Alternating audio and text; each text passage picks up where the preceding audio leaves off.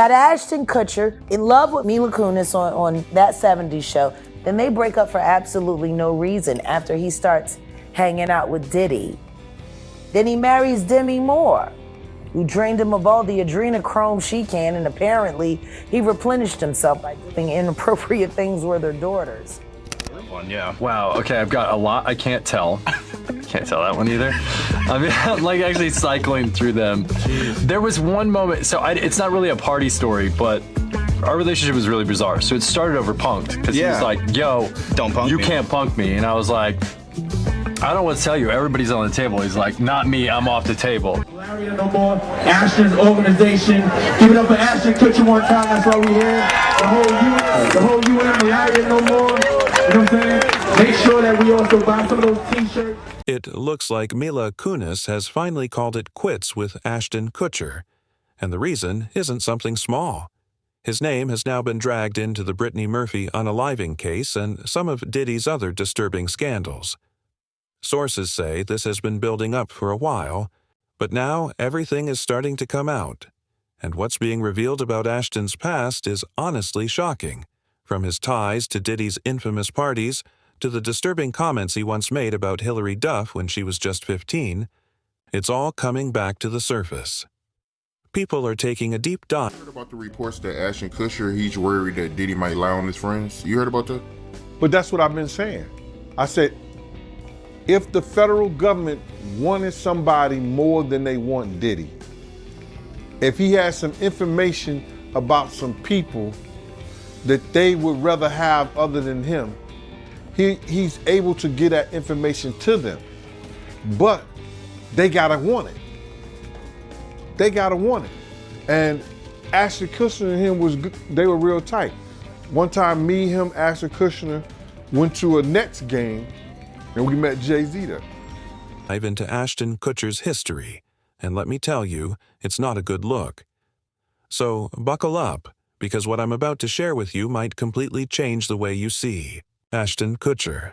After months of non-stop speculation, the word going around now is that Mila Kunis has finally ended her marriage to Ashton Kutcher. And it all seems to have escalated right after talk started surfacing that the feds might be reopening the Brittany Murphy case. And honestly, if your wife wants a divorce the moment cops start reinvestigating a mysterious death you've been long rumored to be connected to, that's a pretty loud red flag. Things just aren't adding up, and people are starting to ask some very serious questions.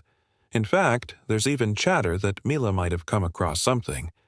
Actual proof linking Ashton to Brittany's untimely and tragic passing. And if Ashton's involved, well, you already know Diddy's name isn't far behind. See, Ashton Kutcher and Diddy had what most would call an unlikely bromance, and it kicked off in the most Diddy way possible, with a warning.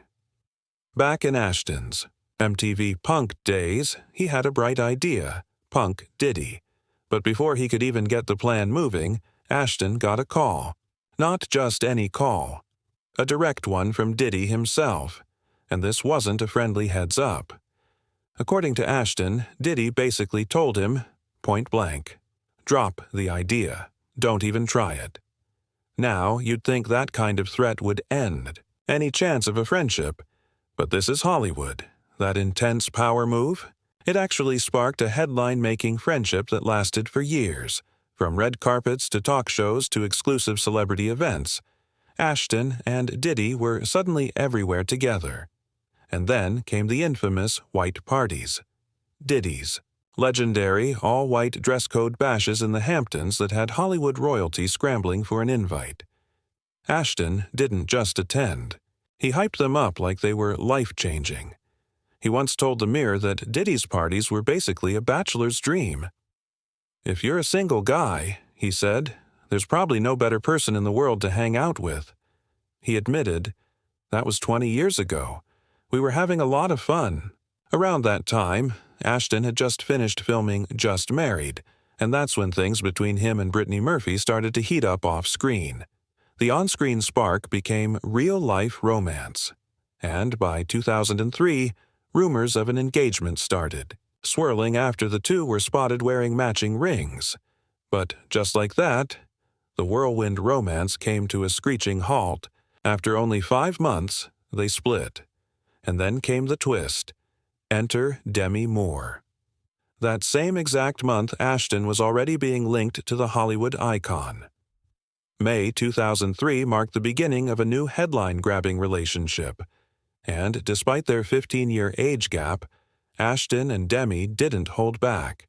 They became Hollywood's favorite couple, constantly in the spotlight, PDA moments on red carpets, and even blending their families. By 2005, they were married, and Ashton stepped up as a stepdad to Demi's 3 daughters with Bruce Willis. But the real question always remained, why did Ashton and Brittany break up? Well, some insiders say Ashton tried to pull Brittany deeper into the fast, wild Hollywood lifestyle, and that included getting closer with Diddy, but Brittany didn't want any part of it. In fact, some theories claim she had dirt, real dirt, on Ashton and Diddy, and just when she was allegedly preparing to go public with what she knew, boom, she died under very suspicious circumstances. Sound familiar? Because it mirrors exactly what happened to Diddy's ex, Kim Porter, who also died just days after rumors spread that she was planning to expose Diddy's secrets. In Brittany's final days, people close to her say she was spiraling, paranoid, scared. She genuinely believed someone was after her. So much so that she upgraded her home security. Fingerprint locks, full surveillance, the works. It was like she was bracing for an attack. Friends say she was constantly uneasy, suspicious of everyone around her. To some, it sounded like stress, Hollywood paranoia. But to others, it sounded like she knew something was coming. After Brittany's death, Ashton did speak out. In a 2010 interview with Nightline, he said, "She was the kind of person who walked into a room and was the first to dance. You know when everyone's just standing around at a party waiting for someone to break the ice? Brittany was always the one to get up and dance first." He added, "I just try to remember her that way, and not try to make sense of it all because some things just don't make sense." Fast forward to November 2011, and suddenly, Ashton's own life started unraveling. Cheating rumors were everywhere, and not long after, Demi Moore announced their split. The media went wild. Despite standing by him for years, Demi had finally had enough. By December 2012, Ashton filed for divorce, and it was messy. The legal battle dragged on for nearly a year, only finalizing in late 2013. But even before it was official, Ashton had already moved on. By 2012, he was quietly dating Mila Kunis, right in the middle of his divorce drama. The timing raised a lot of eyebrows. Still legally married to Demi and already starting something new with Mila? Eventually, once the dust settled, Ashton and Mila became one of Hollywood's favorite couples. A new era. A fresh start. Looking back, Ashton Kutcher's past is sparking more questions than answers.